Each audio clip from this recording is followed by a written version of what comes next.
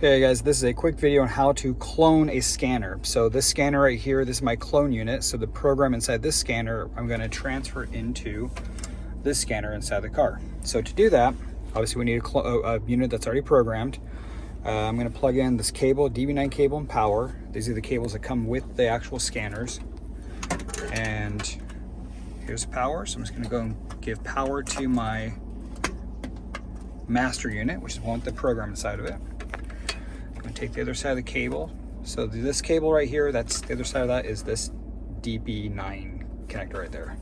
So this guy I'm going to plug into the face of what's going to be my slave unit.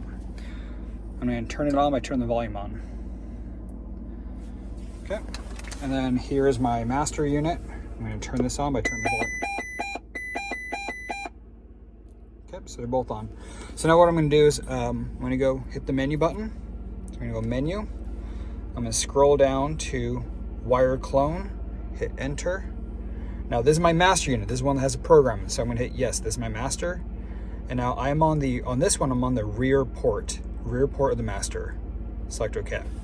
Now I'm going to get this one ready to accept it. So same thing, I'm going to hit menu. I'm going to scroll down to wire clone.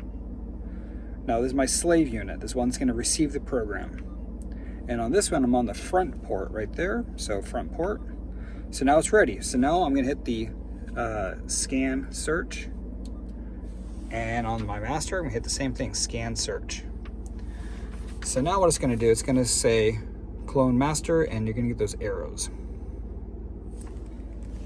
Down here you have clone slave with the arrows.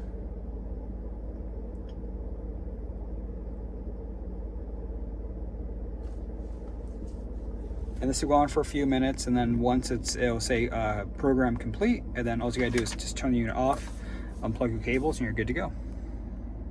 It does take probably about 3 or 4 minutes though.